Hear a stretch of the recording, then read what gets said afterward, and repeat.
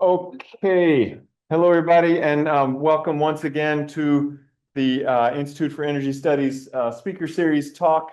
I am Darren McGee. I'm the director of the Institute for Energy Studies, and today it is my distinct pleasure to wrap up our winter quarter session with what archaeologists believe to be the first Institute for Energy Studies graduate. That's true. Meaning Graham Marmion, who works at Puget Sound Energy, was the first to complete the minor in energy policy back in 2014, he tells me. That's still pretty far. That's still pretty far away.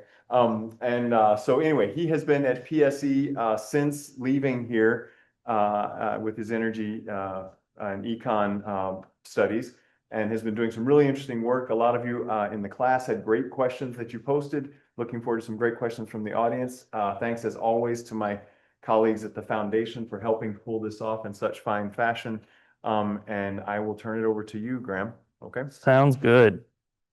All right. So, as Darren said, I'm Graham, and today I'm going to be talking to you about electric vehicles and how more load from them ends up meaning lower rates. Here I'm going to be talking about how transportation electrification can actually lower electricity prices.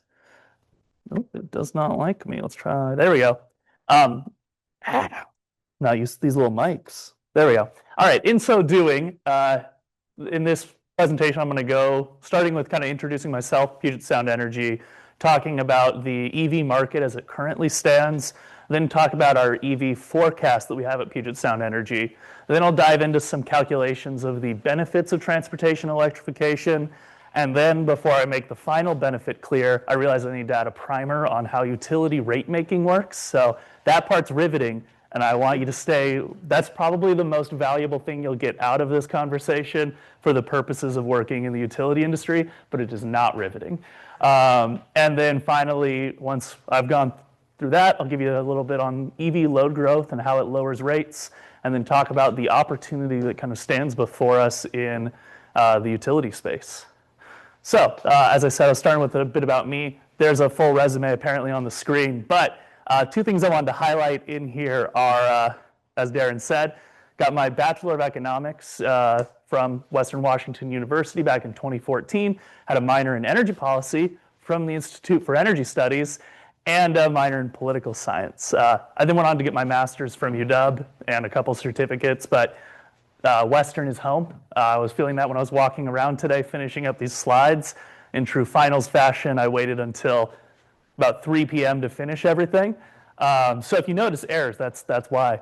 But that was really enjoyable getting to be back on campus. And so I also made sure in the career part, I am a data scientist over at Puget Sound Energy. I'm in our new products team, which runs all of our electric vehicle programs and new rate designs and solar panel programs and cool things like that. But before that, like back when I was at Western, I worked for the Associated Students. I was the director of the rep, and I helped run all of our voter drives, and it was a lot of fun. So if you haven't gotten involved with the AS, do it. And if you have any questions after this or during it or whatnot, feel free to contact me at graham.marmion@pse.com. While I didn't throw it on there, a thing I will add is I know when I was attending the IES speaker series, 12 years ago, in front of my mind was, okay, but how do I get a job in the industry? That's what I need. I don't have hiring authority, but I have been in the company for 12 years, so I know what most teams are actually looking for, what skills they're needing. So if any of you all are like, well, I'd like to know what does PSE actually want in this job description, shoot me an email. Happy to hop on a Zoom call or Teams call and help out if I can. With that in mind, what is Puget Sound Energy? So Puget Sound Energy has 3,400 dedicated and, according to PSE itself, highly skilled employees. We've got 1.26 million electric customers and nearly 900,000 natural gas customers. That doesn't combine into 2,200 unique customers or anything because there's a lot of overlap. We have 27,000 miles of natural gas transmission, distribution, and service pipelines, 27,000 miles of electric transmission and distribution lines, and own or contract 7.89 gigawatts of generating capacity. Puget Sound Energy, we offer electric service here in Bellingham. I think Cascade Natural Gas offers your natural gas up here. But then as you kind of go down along the Puget Sound, we either offer electric or gas to pretty much everywhere in there, and then down out to Olympia and out through the mountains to Cle Elum. PSE is the largest energy utility in Washington, and I think, no, not in the Pacific Northwest, because there's a few in Oregon. Neat.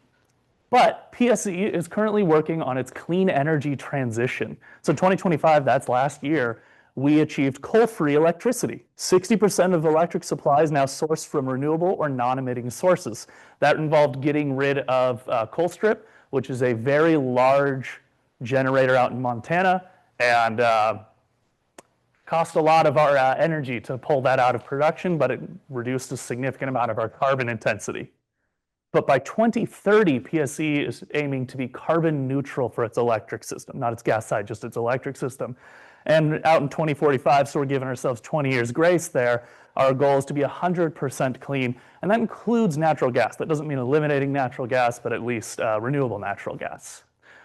So with that kind of state of like what PSE is doing, where we're going, I want to talk about the EV market overview, because transportation electrification is a critical piece of trying to address climate change through our energy infrastructure. I'm going to talk about an EV market snapshot, bit of history of the EV market, policy that drives adoption, and what federal policy is creating uncertainty. So right here is 2024's data for market share percentage of vehicles by drivetrain, drivetrain being battery electric vehicle, plug-in hybrid electric vehicle, or internal combustion vehicle, which I will call ICE or ICE-V for the rest of this. So this is market share percentage basically by vehicle type in PSE's electric service area. So population, we've got about 4% of the population of vehicles, which is like 2 million some, is plug-in electric vehicles, or sorry, it's battery electric vehicles. Another 1% is plug-in hybrids. So combined, we've got about 5% of the total population of vehicles is EVs. But then sales, much higher. So that's annual sales of that year, was about 24% total were plug-in electric vehicles, either BEV or PHEV. Within our forecasting models, we assume on average a 10-year stock rollover model. Some people keep their cars for 30 years. Some people get rid of their cars in 2 years. What that ends up being is about 10 years is how long a car lasts. And so within our forecasting models, we assume full turnover. So within 10 years. So looking at sales of 24%, if that were to stay put for the next decade and we had that 10-year turnover, we'd be at 24% penetration, 24% of the population. But what you'll see through this presentation, we don't expect that to stay put. We expect it to go up. Because look at how it's gone up even over the last 5 years. This is 2020 to 24. So I guess last 6 years minus last year. We started out with just a little over 55,000 vehicles in our service area, and the percentages there represent what portion of the total population of vehicles is electric. So only 1.1% in 2020 was electric, and it was only 55,000. It scaled up and up and up, and by 2024, we were at about 220,000, with representing about 3.6% combined was plug-in electric. So you see, even in that 4 or 5 year span, we experienced a doubling, if not almost that'd be a tripling of our population of electric vehicles. I don't expect it to increase that fast, but it shows us that this is gaining traction quickly. And that's because of a lot of policies here in Washington that are driving EV adoption. The Clean Fuel Standards, CFS, that's one of my favorites. It's really exciting. It is a statewide fuel-focused cap and trade system in which the state has set goals to reduce carbon intensity of fuels by about 45% over the next, I think it's 18 years, or no, it's 12 years. And they're doing that by essentially putting a cap on how many fuel permits are available out there, or how many fossil fuel permits are out there. They add that cap, so if you want to emit a ton of carbon, you have to have a credit, and then you You can sell that credit to someone else if you want, or you can turn it into the state to not have to pay tax for the carbon you emitted. However, this isn't just a classic cap and trade. It has a cool component where anyone who sells energy for the non-emitting energy for the purposes of fuel gets to generate credits. So Puget Sound Energy, being an electric provider, sells electricity to anyone who plugs into their home wall to charge their vehicle. This ends up being about 86% of home charging is what Department of Ecology has said. I think it might be 83. 83% of charging is what they count it as. And all of the fuel that's being taken from that wall, that electricity, ends up counting as generating credits. Those credits can then be sold to people who want to produce and burn fossil fuels, but all the money generated from that sale then has to get directly reinvested into equity-based EV infrastructure programs, grid preparedness programs, and select projects that the state identifies. So basically all the funds that get generated go straight back into building more infrastructure. And that ends up, that's promising to be millions of dollars. Or sorry, billions of dollars.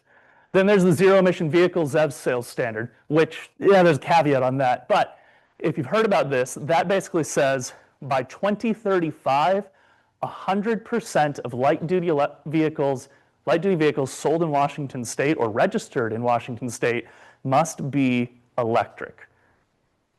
That is passed it's in the same, in Oregon and California, all using the EPA's waiver that allows us to self-regulate carbon emissions. I'll be talking about that in a moment because there's some bad news on what's happening there. But that is one that set that standard of 2035. And also Washington has its own target of 2030 for that same 100% EVs. Then Washington Climate Commitment Act, that's also a cap and trade, but that's focused on it's a cap and trade for all energy in the state, and it has a lot of investment into electric vehicle infrastructure. Then there are utility transportation electrification programs, often called transportation electrification plans.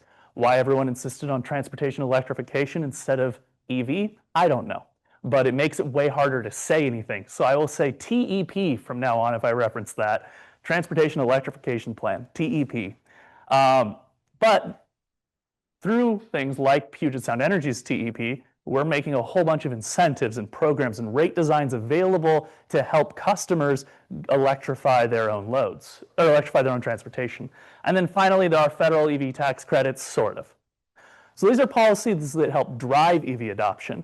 But federal policy right now, as you might imagine, creates a lot of uncertainty. Even since I started writing this, I saw that I had to remove a thing about how fossil fuel prices had doubled in the last few days because they dropped back down to not having doubled in the last hour.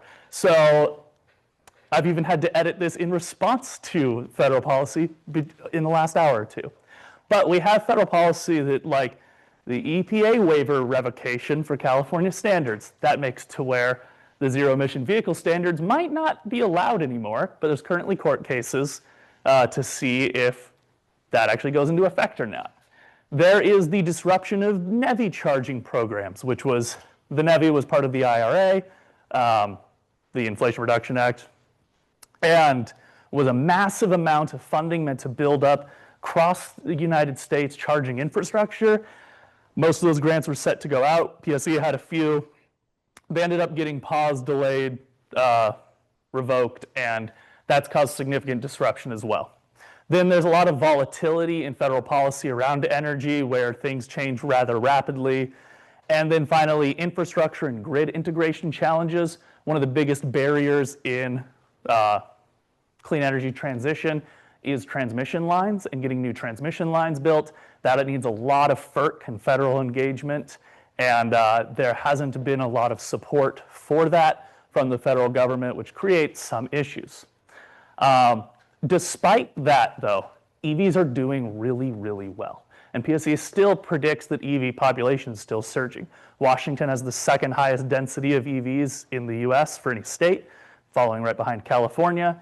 And we have, in PSE's service area especially, it's, I think, the densest we have some of the few densest counties of EVs as a percentage of charger population.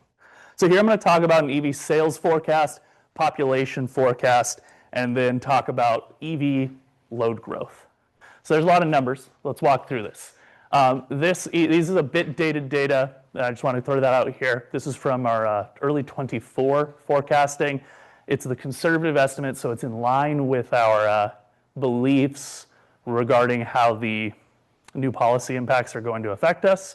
But because PSE is currently going through a general rate case and an integrated service plan, a lot of that data that's the freshest data is either conflicts with what we're saying or not conflicts, but isn't in line with like the narrative. And so I wanted to make sure I wasn't muddying the waters. So I'm using a bit older data here, but the takeaways are still true.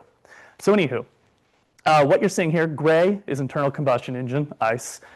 Blue or teal is battery electric vehicle, BEV. And then orange is plug-in hybrid electric vehicle, BEV? I don't know, PHEV.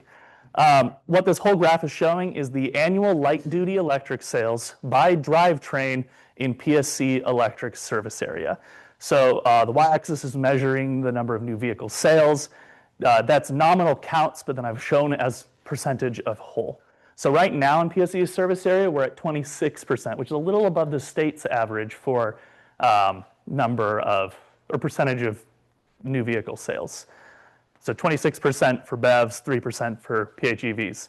But you see as we get out to 2030, that 49% plus 4, we're suddenly at more than 50% of all new vehicles sold are electric vehicles. You push out to 2035, we're at 56, 57 by 2040, and then we kind of stabilize around 57 by 2045. This is, again, our very conservative cost estimate that assumed oil prices went down, which they may or may not. I truly don't know at this point, based on new news. But that is a tremendous switch from just a few years back where we had maybe 1% of sales were electric vehicles. And then now we're looking at 26, 29, rapidly scaling to over 50% of vehicles. And then remember that stock rollover model I talked about? Here's our population forecast, which basically says assume every year every 10-year-old vehicle disappears, new vehicles come in, those new vehicles are a growing percentage electric. You very quickly get from right now where about 94% of vehicles are internal combustion engines, dropping down and down and down until by 2045, EVs represent about 40% of electric vehicles, 40% of overall vehicles in PSC's service area. That's a tremendous amount of adoption for a technology that 5 years ago had 40,000, 50,000 vehicles. For it to represent nearly half of something that by that point will be a population of 3.5 million vehicles, that growth is remarkable. And I want us to keep that in mind because with that remarkable growth comes remarkable load growth. This shows annual light-duty electric vehicle charging load, both as a bar chart that shows number of gigawatt hours needed for charging those vehicles every year, and then also as a line graph showing the percentage of what that amount of energy represents as a percentage of PSC's 2025 total energy that we carried on our lines. So that's our energy sales and transportation, basically everything that went through our lines in 2025. What you can see is here at the beginning, EVs are demanding about 250 gigawatt hours of energy a year, and they represent maybe 0.5% or 1% of our current peak load, current total energy. But then when you're getting all the way out to 2040 at the far end, EVs need 3,000 gigawatt hours, or that's, I guess, 3 terawatt hours. And meanwhile, it's representing about 10% of the energy that we currently used just the last year. So it's a tremendous amount of load growth.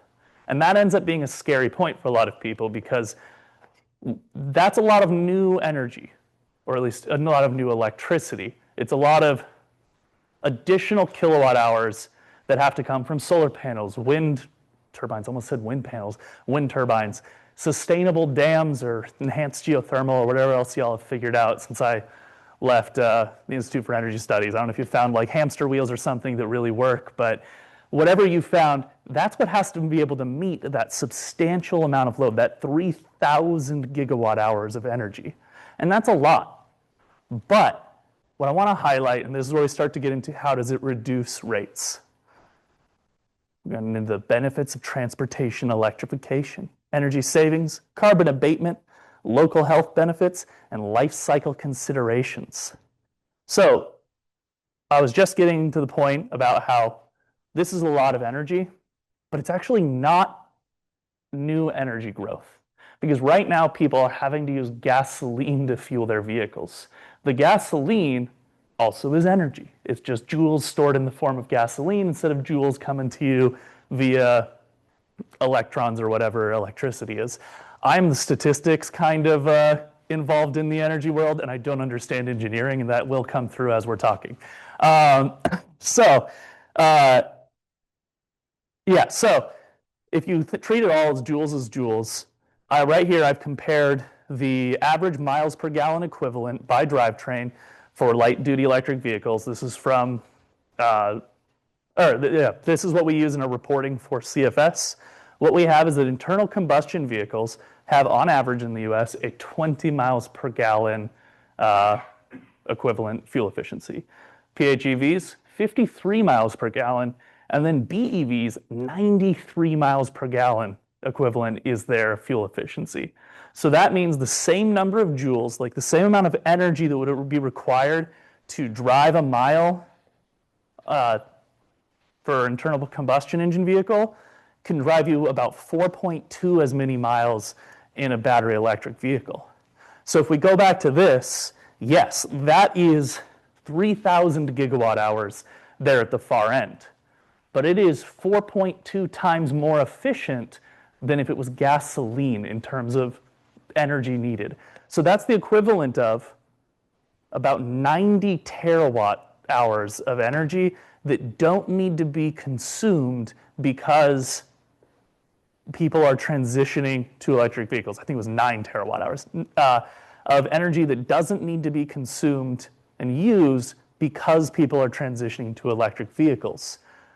I'd consider that to be pretty substantial energy efficiency. It is increasing electric load, but that is energy efficiency purely from a terms of joules and amount of energy spent versus what's needed. But we also know not all energy is the same. Not all kilowatt hours are the same. Produced from a coal plant is, for the environment, worse than produced from a solar panel, at least just carbon emissions considered. But those electric vehicles, because they are coming from PSE's grid, which, as we saw earlier, I said was 60% renewable sources, so it does still have a pretty substantial amount of carbon in it. We don't have a small carbon intensity rating.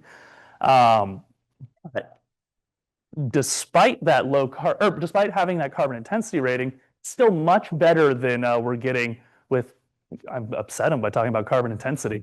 The fact that we still have a high carbon intensity rating, relatively high for Pacific Northwest, if you compare it to like Seattle City Light or somebody, we're still much better than gasoline. So in these early years, on the left, we get the electric vehicles by fueling up. Instead of being gasoline vehicles needing needing gasoline, we start abating, and it grows and grows and grows.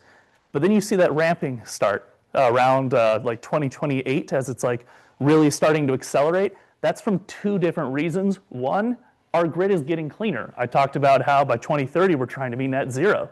So our grid's getting cleaner, and then meanwhile, electric vehicles are being adopted faster and faster. So the number of metric tons of carbon that are abated grows and grows and grows. And then it does something kind of interesting around 2036 where it actually starts to taper off. That is an oddity that's actually because the clean fuel standard by 2036 makes the fuel restrictions so intense, like the carbon intensity fuel restrictions so intense, that It's not all that different to replace a gasoline vehicle with an electric vehicle, because by that point, the gasoline vehicle, if it existed, needs to have pretty similar carbon intensity in its gasoline to what PSC's energy mix is. That's obviously not a realistic thing that will happen, but within the modeling, it captures how the law works it in. So the point that I really want to get to here, though, is this is a whole lot of carbon abated. This graph is showing in millions of metric tons, and recall that each one of those metric tons earns PSC a credit.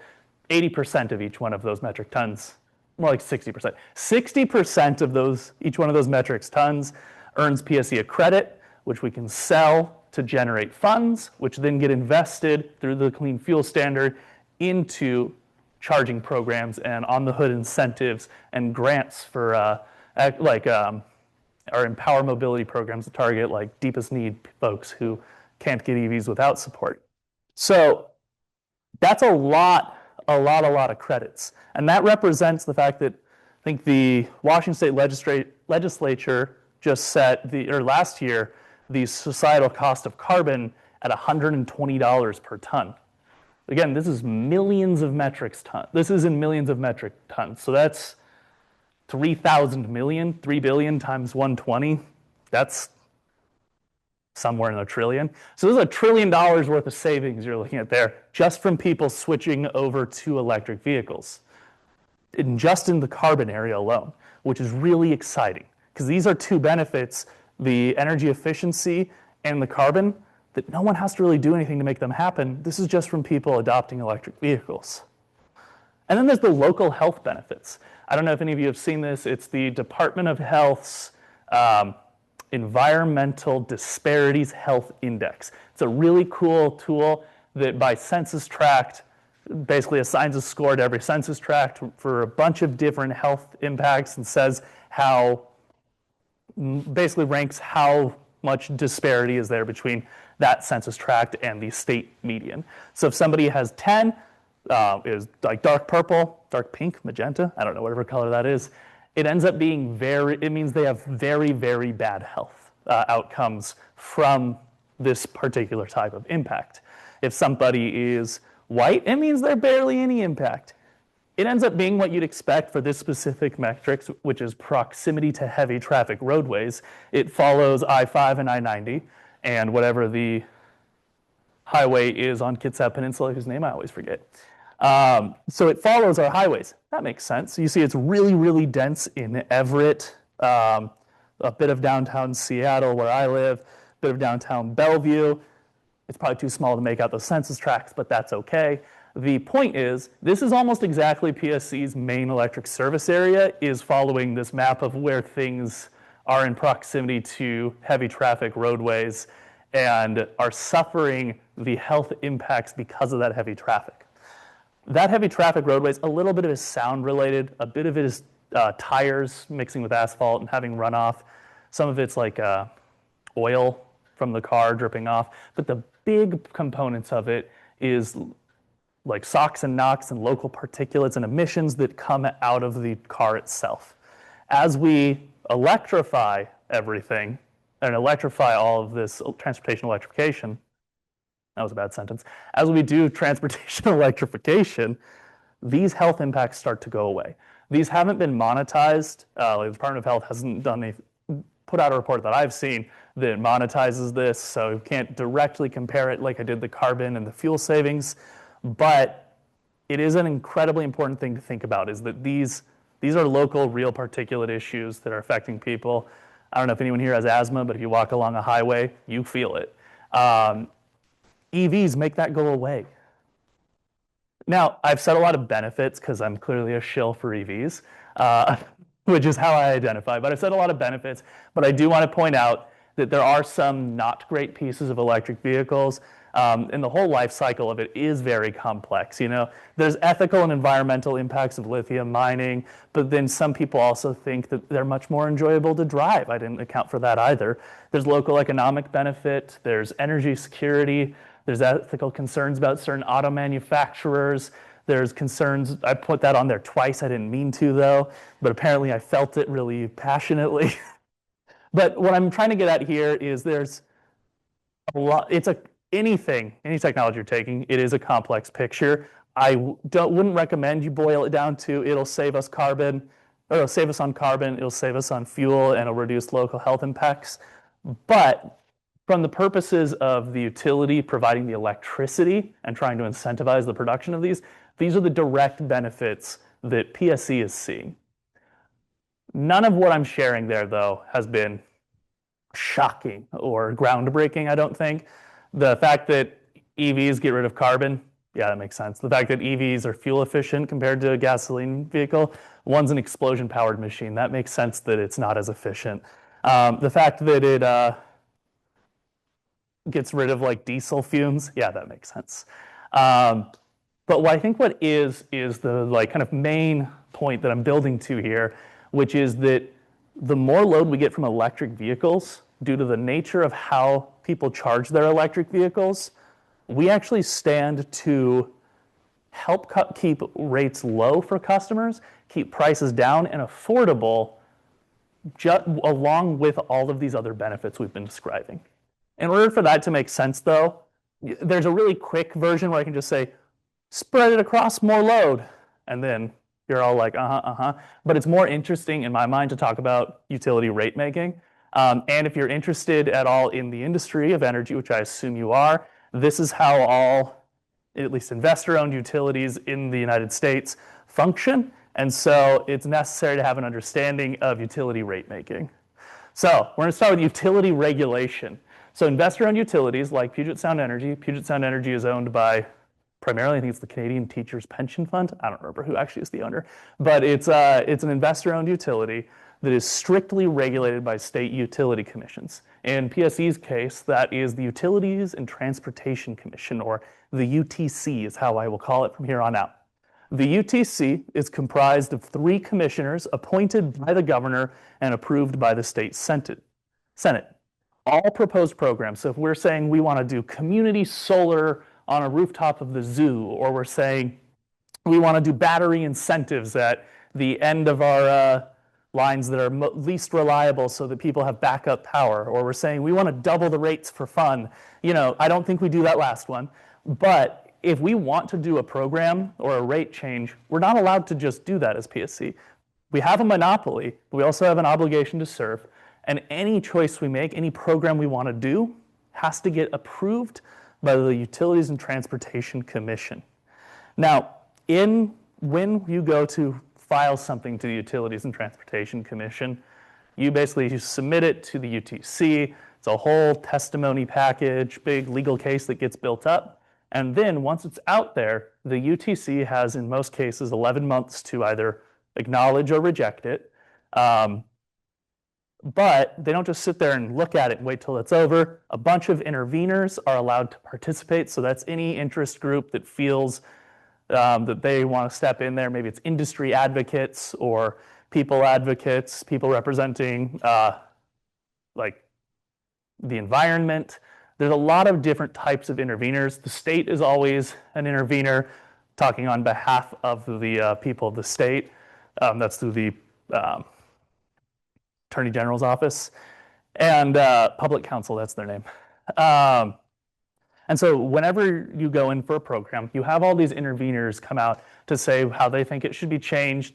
Either they're for it, they're against it. It's people coming to engage in this process to make sure it's not just a conversation between the utility and the regulator, but a conversation between a utility regulator and all of the interest groups that are critical for the sake of effectively regulating a monopoly. And so you end up having that. It ends up after however long of a time. Sometimes it's really easy, sometimes it's arduous. You end up getting either settlement at the end, where the utility agrees with all the partners to make some changes to their proposal, and then nobody contests it anymore. The commission accepts it, and it moves along. Or it goes to an actual commission decision, where those 3 commissioners appointed by the governor make the ruling on yes or no, or adjustments to the proposal. Sometimes this leads to you might have seen in the news, PSE has proposed a rate increase for its next 3 years for its general rate case. That is an example of the very big version of this proposal that is worth following. I wouldn't say read the 200 pages of testimony because that's not super engaging, but it's worth following as people in the energy industry because it is basically trying to bring all of those clean energy goals into this. But the biggest piece of utility regulation is the revenue requirement. This is a number that I've left this slide as simple as I could because that top equation is something worth remembering. It is the fundamental of how electric utility business making works. It is that the revenue requirement equals the rate base times the, oh, I left the R out. No, I didn't. There we are. The revenue requirement is equal to the rate base times a regulator authorized rate of return plus annual depreciation plus operating expenses plus taxes. In essence, what that means is the revenue requirement is equal to the cost of operating the electric utility plus an accepted rate of return on the capital investments made by the investors into the utility. So my salary is an operating expense, but a dam is a capital asset. My salary gets recovered every year from rates and the operating expenses section. The dam, a piece of it gets recovered every year as depreciation, and then the rest of it sits in rate base and gains a rate of return on it. That rate of return, I think historically, has been about 8 or 9%, which is good compared to like the S&P 500, but the utility is required to keep like a, boy, that's getting too much into it. I was going to go into debt to equity ratios, and we're not going to do that right now.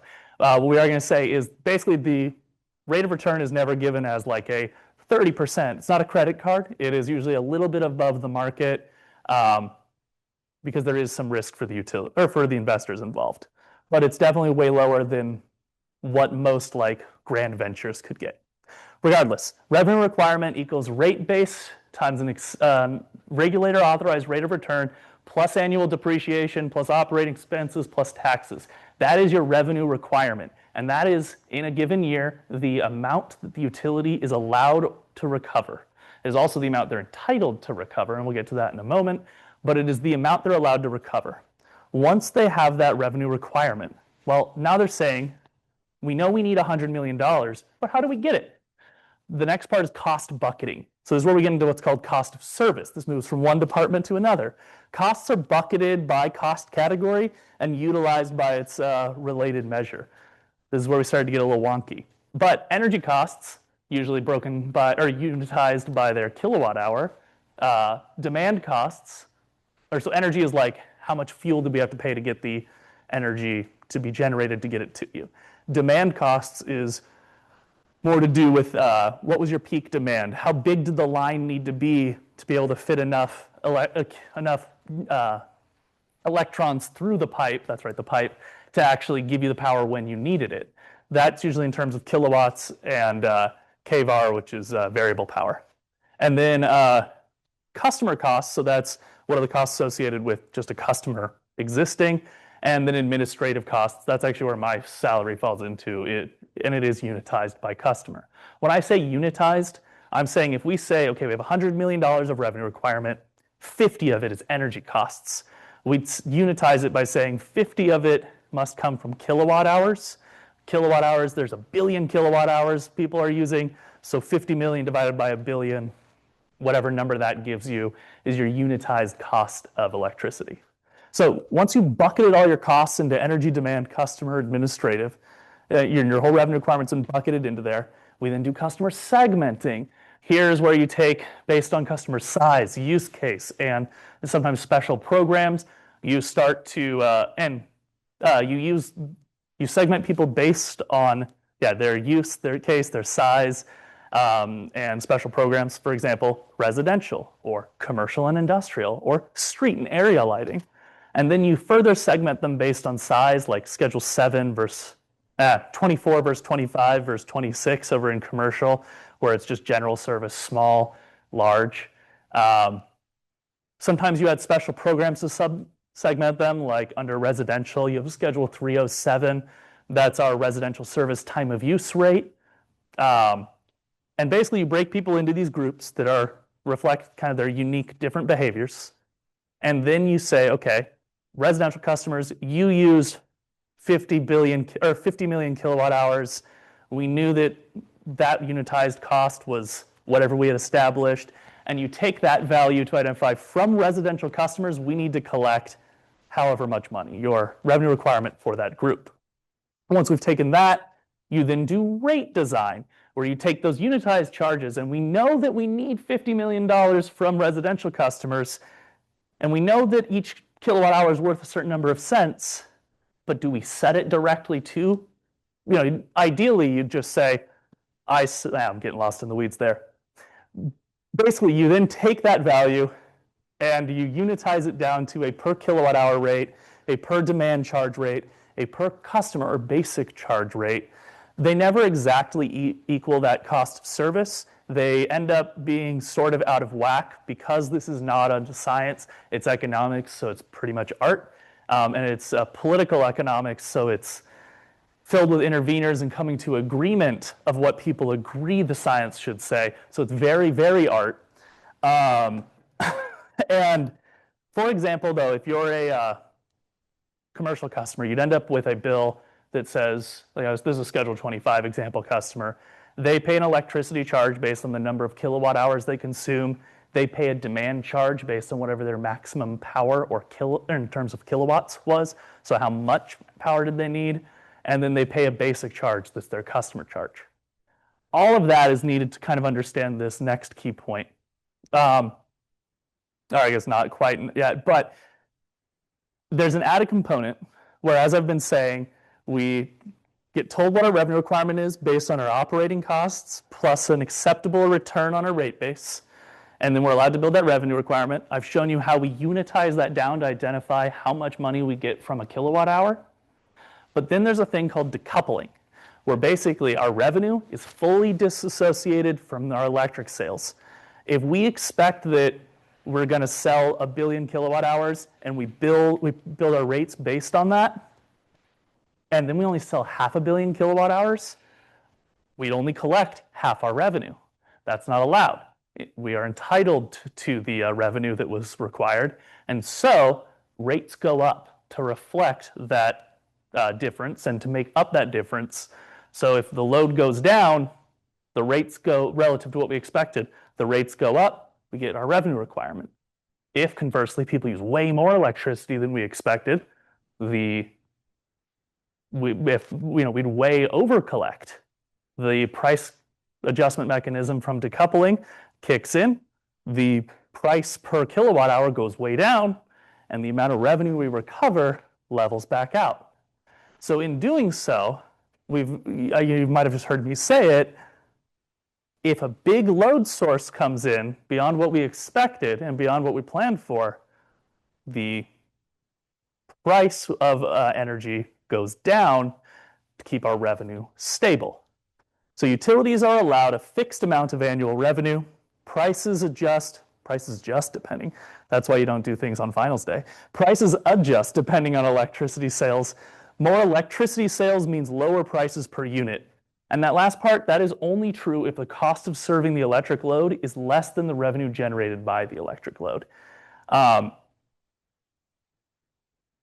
So basically I've just given you a quick primer on how utility rate making works. I've teased up the next part, and I'm hoping that you all completely memorized how utility rate making works.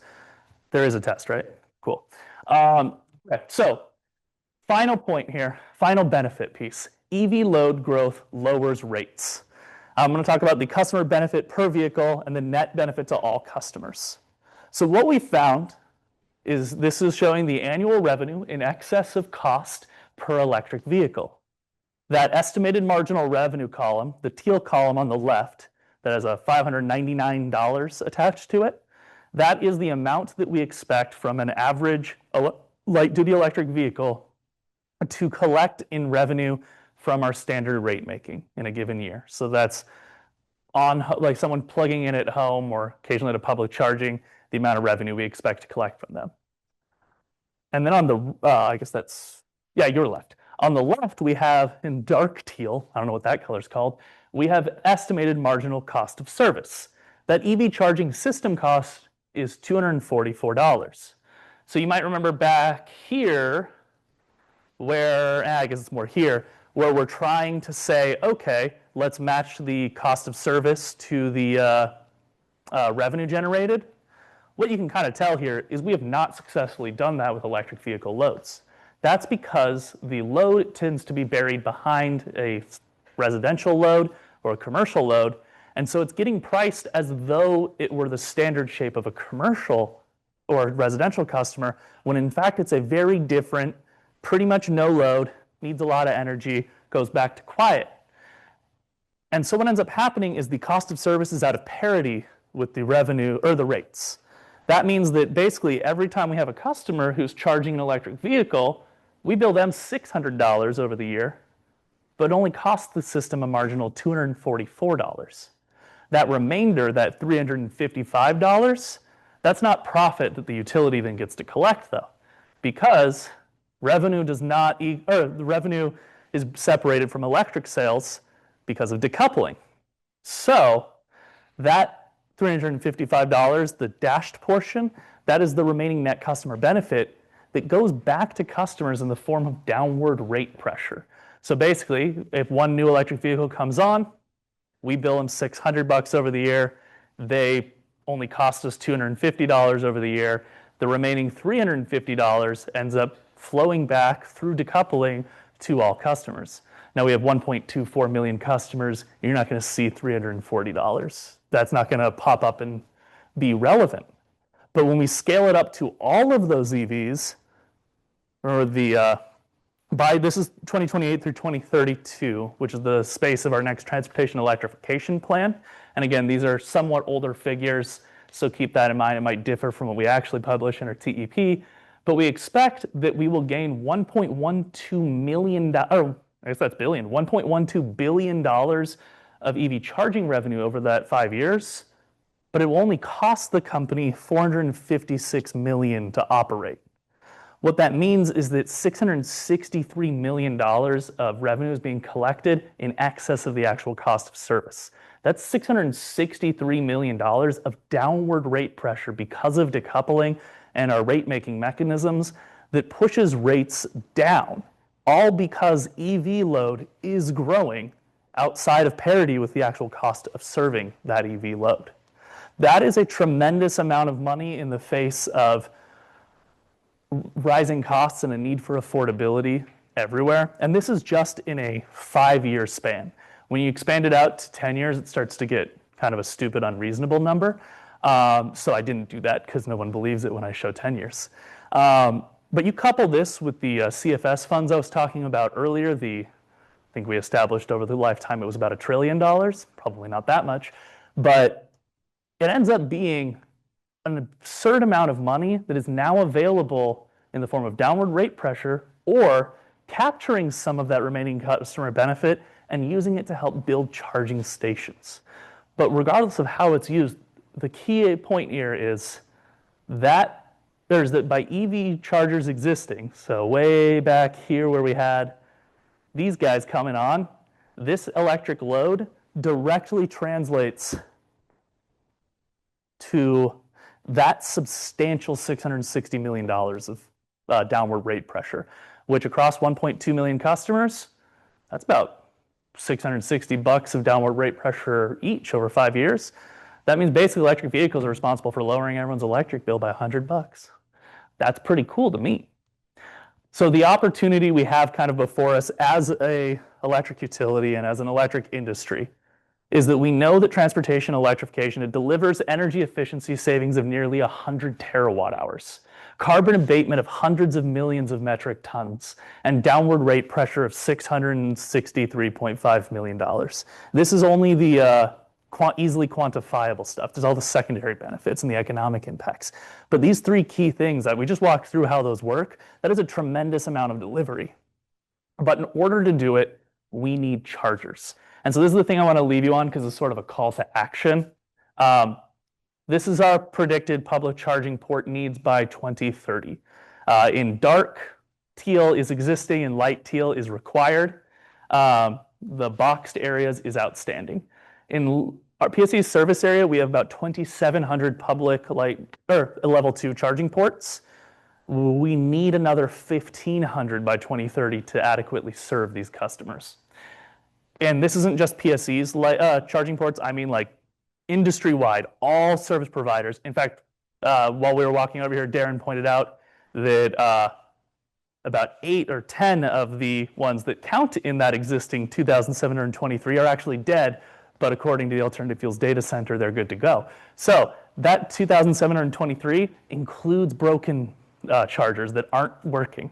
But so we're missing 1,500 plus chargers by 2030 and 570 or more outstanding DC fast chargers.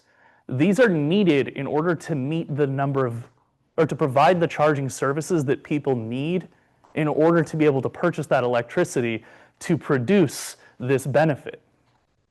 So this is why it's the call to action is there is a lot of need and opportunity, and as I described, a lot of funding available in EV chargers and in trying to find where the EV charger needs to go.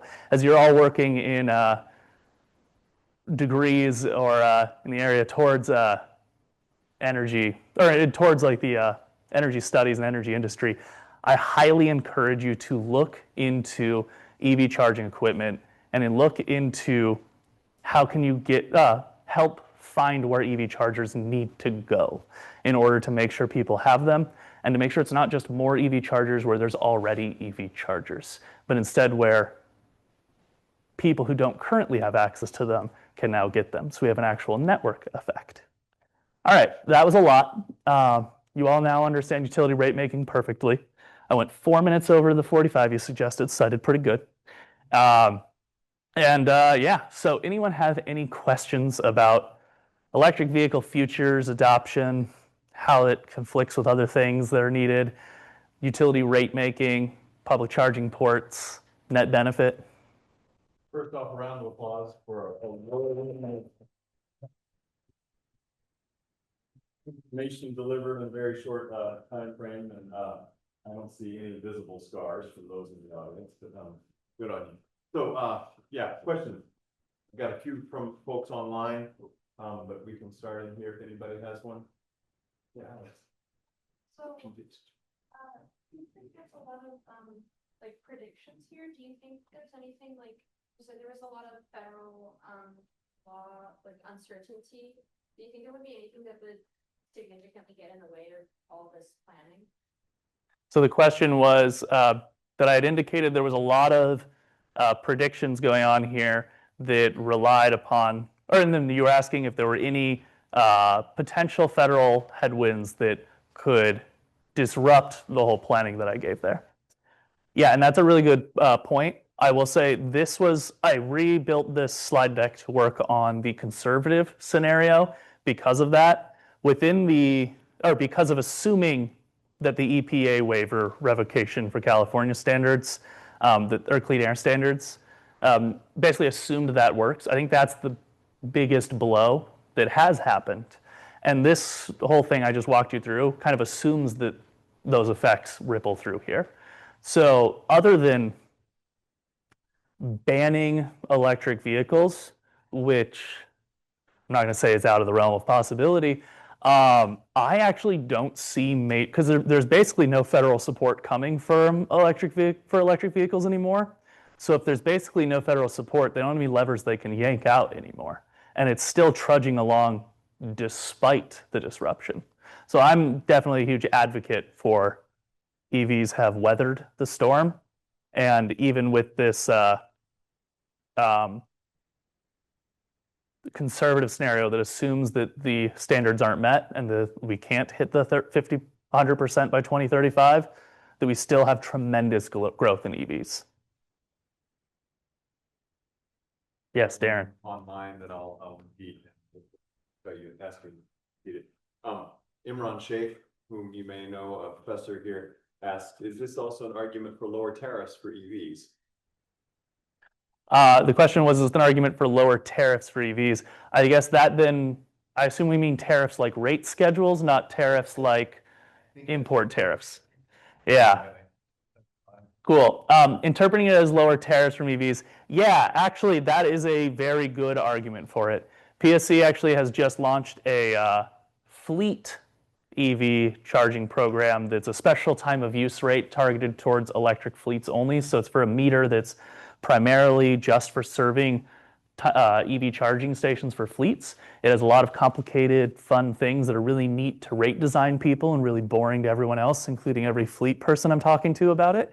But the idea is basically to find a way to make so for a fleet customer who wants to electrify their delivery trucks or their ambulances, their school buses, whatever they have, to make it to where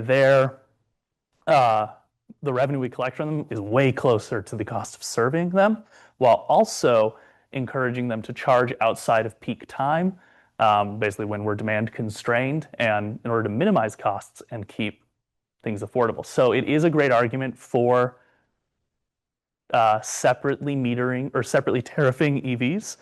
The main thing, though, this benefit here that I'm showing, that was for light duty customers for charging occurring at home. It is never cost effective to separately meter your home charger in order to bill it because it ends up costing a couple $1,000s to install a separate meter. So there's probably no path forward with light duty separate metering and separate tariffing, but with fleets, there definitely is, and we're exploring that route. Did I get the right version of tariffs? You did. Another question, you spoke about made a really interesting case here. What about V2G? You didn't talk about any vehicle to grid and sort of vehicles, EVs as an asset in distributed storage. Can you say? Yeah, so so the question here was, hey, we didn't talk about V2G or vehicle to grid at all, or vehicle to building, or even demand management. In fact, very important, these costs exist without assuming customers manage their loads at all. Once you start getting a customer to change their behavior and not charge on peak, or even better, charge their battery up during our quiet hours, our super off-peak hours, and then when we're demand constrained, hand that power back to us with vehicle to grid, that sends the costs, I don't think to negative, but I think it'll send the cost tremendously low, and you'd still have this revenue coming in, meaning even more benefit. At that point, it gets into a question of sort of net export rates, and PSE is exploring with a few partners trials of V2G to figure out all its kinks and how it works, which is why it's not really reflected in these models yet, is it's still pretty experimental. But it is a very exciting opportunity, and I am on those projects and would share more when I have it. Yeah.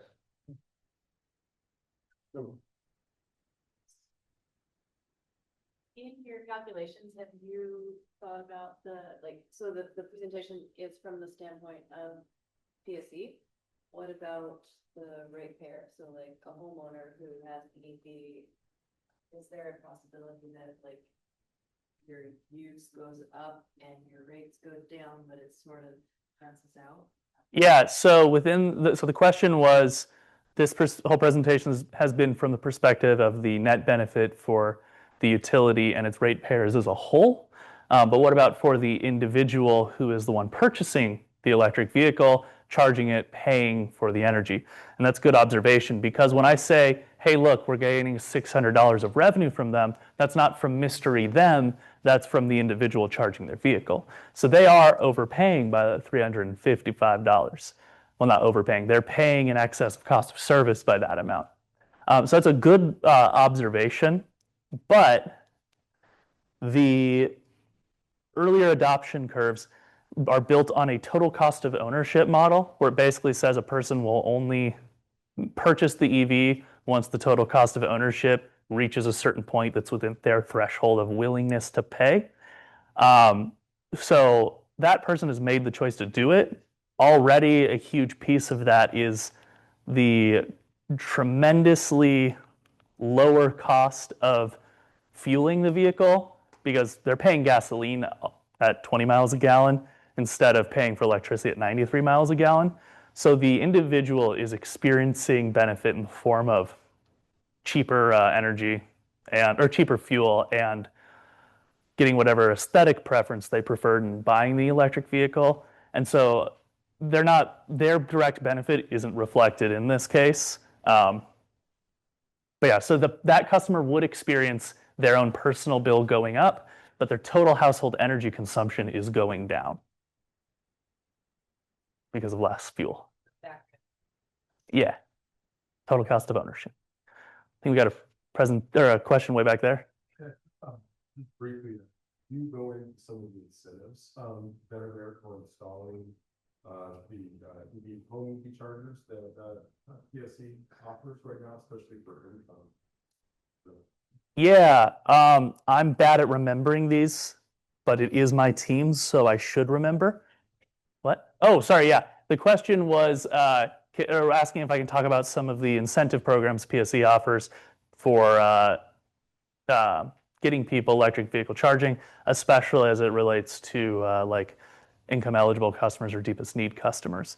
And that's what falls under the utility transportation electrification programs.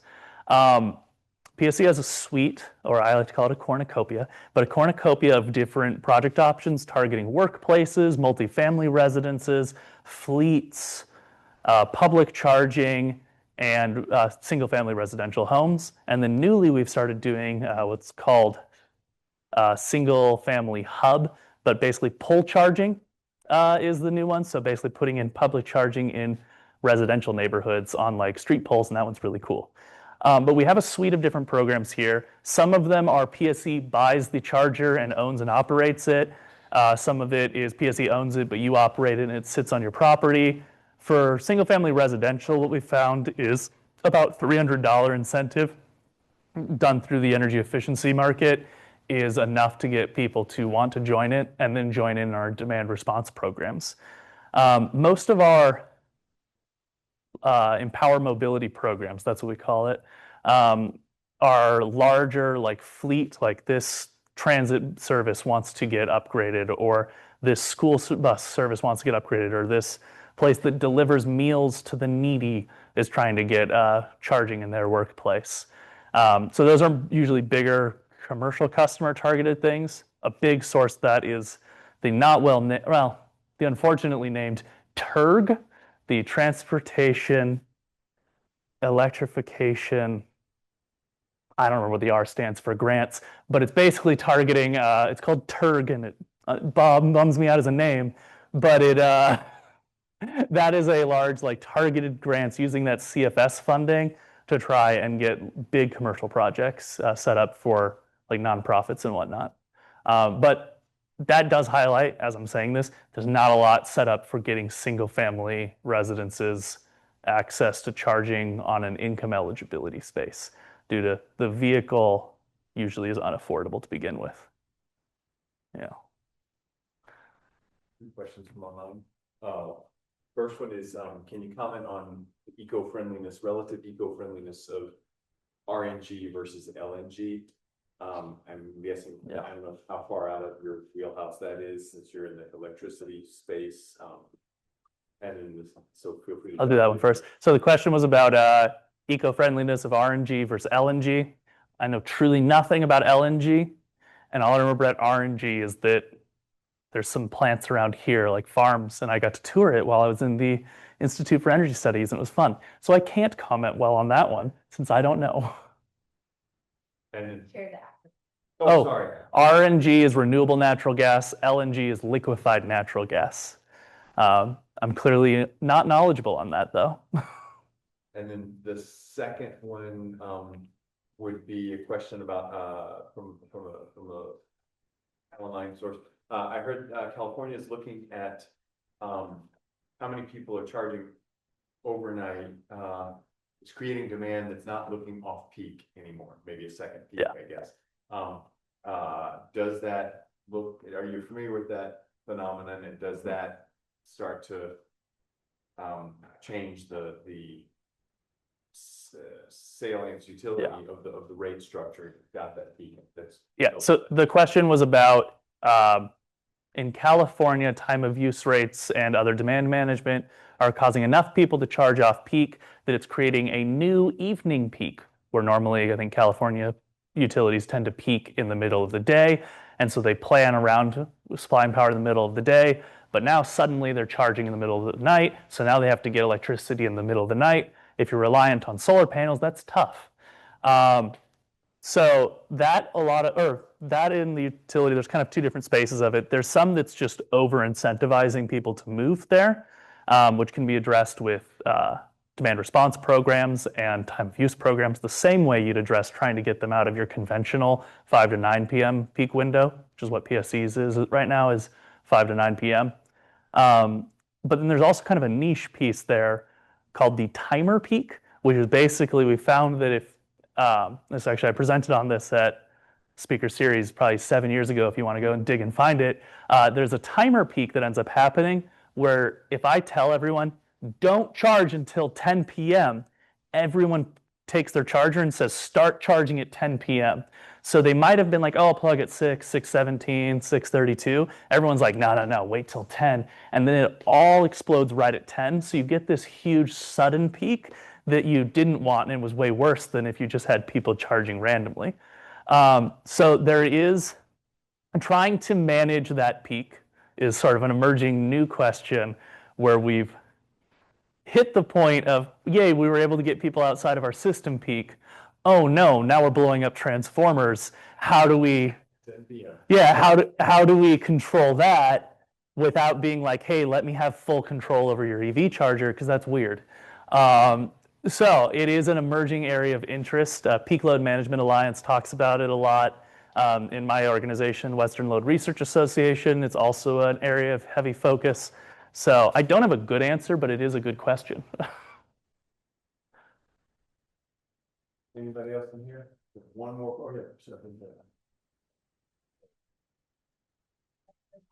So if we're like, say you moved somewhere completely different in the country and you noticed that your rates were going up, could it be assumed that something like this were happening to other utility companies, or would it be reasonable for a consumer to suspect price gouging? So like, what should your reaction be initially when you notice something like this happen?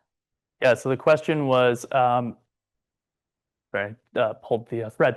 The question was about if you're seeing like big rate increases or decreases, and particularly rate increases anywhere else in the country, should you be skeptical of, or should you just assume it's the utility rate making process, or should you be skeptical of price gouging? Taking off my PSE hat for a moment, everyone should be skeptical all the time of their regulated monopolies. They are regulated, and that's good, but they're only regulated in so much as the public holds the regulator accountable. So even in Puget Sound Energy space, where we do not have regulatory capture, at least as far as I've seen, we have a good working relationship with the regulator, but they also deny things the utility wants quite frequently. Even there, it's sort of a public duty as individuals to scrutinize and hold accountable the investor-owned utility and your regulator to make sure they are doing their job of regulating. Okay, PSE hat back on. With that PSE hat back on, I'll ask one last question. That is, the time of use rates schedule doesn't really incentivize me as a residential customer to charge off peak, because those peak rates are really high, and the savings that they might get from charging in the off-peak hours don't make up for it enough. So how might PSE or a responsive utility be responsive, to those kinds of concerns? So the question was about when you have a time of use rate, which for context of anyone here, because we didn't talk about those, but they're relevant to EVs. The time of use rate is basically you say, hey, these 4 hours are more expensive or cost us a lot more money. They're most demand constrained. So we're going to make those priced higher to encourage people not to charge during there. Saves the company a lot of money. Any money we save lets us keep rates affordable and low. The question was, sometimes those peak rates, which I think is a complaint I have heard about PSE's current 327, or no, 307 schedule, those on-peak rates are really high. And so that makes people not want to charge on peak. But the off-peak price isn't that much lower. The differential between the two isn't that substantial, which then results in the person not having like a great opportunity to save money and instead just looking at, well, that seems like two bad scenarios. One thing that is a great, or at least hopefully useful solution so far has been our super off-peak rate, which is great for people with batteries and electric vehicles. It basically gives your like middle tier price, middle of the day, your super high at night price, or like in the evening price, and then overnight, a super off-peak rate where it's as low as like, I think it's 7 cents a kilowatt hour compared to like 60 cents on peak. So once you get that differential bigger, you start feeling hugely motivated to change your behavior.